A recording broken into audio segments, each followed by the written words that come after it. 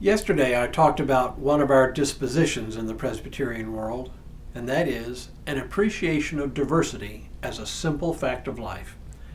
It's not an ideology, but simply a recognition that differences of all kind are simply a reality in the world in which we live.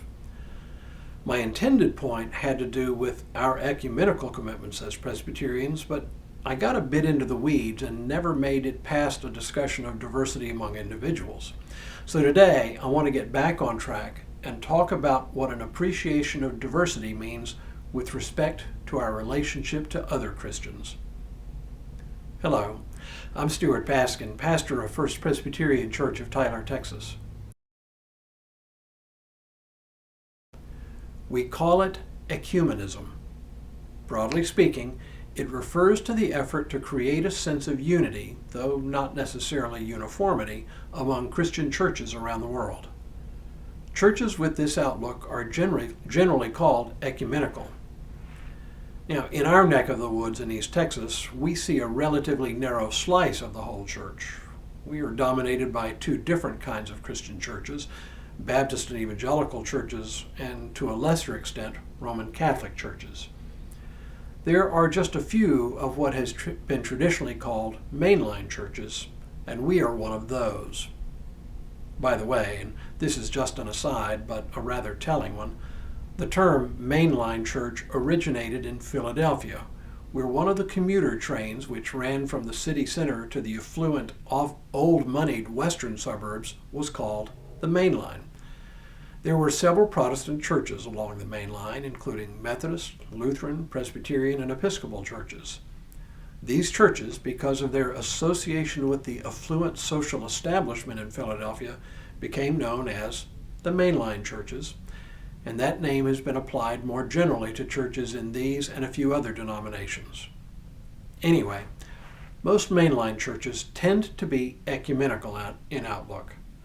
But ours comes from a recognition that while we believe a certain way, we recognize that we could be wrong about a great many things. Other Christian denominations and traditions could be right. Again, as our old friend H. Richard Niebuhr reminds us, there is and always has been a wide diversity of church types.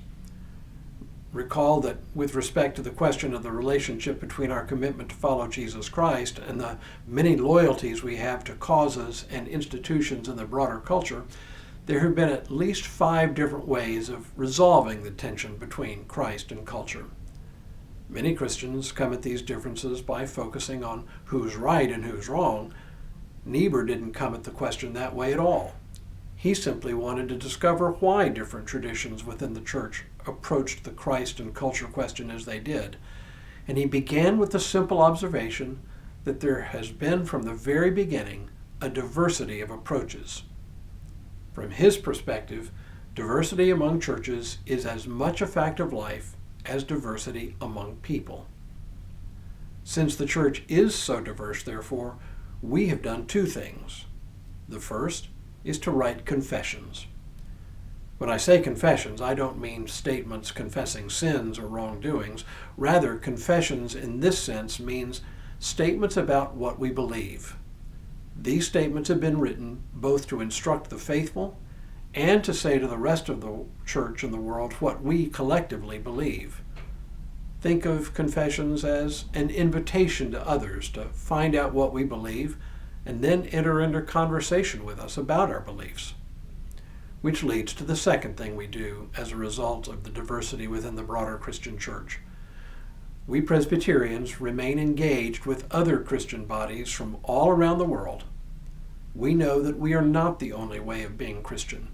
We know that there are different ways of organizing churches, from churches with bishops to churches without any hierarchy, from churches that organize as denominations to churches that exist completely independently, from churches that baptize infants as we do to churches that only baptize adult believers, churches that have a very high formal liturgical style and churches with little formal liturgy at all.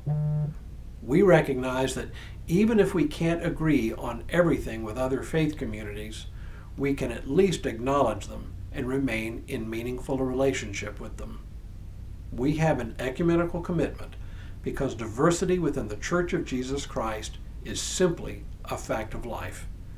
And we are better off accepting that fact and learning from brothers and sisters in other traditions than we would be if we cut ourselves off.